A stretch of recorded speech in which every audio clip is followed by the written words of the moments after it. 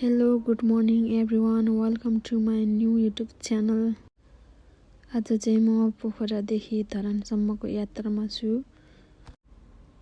पोखरादेखि धरानसम्म जाँदाखेरि लिएको छोटो क्लिपहरू हेरिदिनु होला।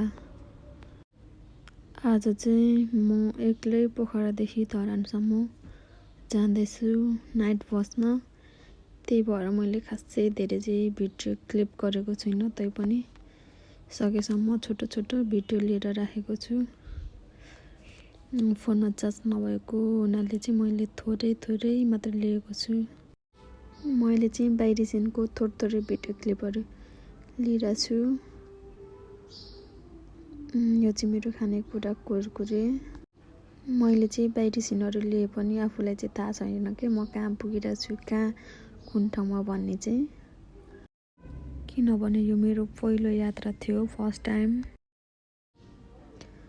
म चाहिँ आउँदै गर्दाखेरि चाहिँ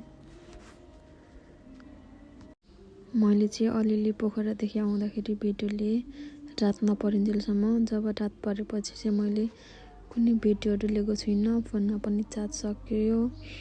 र यहाँ आउँदाखेरि चाहिँ पेडा भण्डार सप्तकोशीतिर फोटो चाहिँ लिएको। यो चाहिँ झुम्कातिर बिहान पखाएको।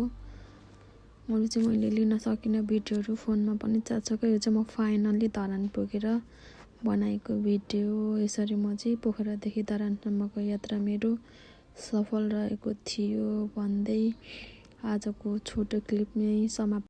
अन्त्यमा म राम्रोसँग धरान आइपुगेँ।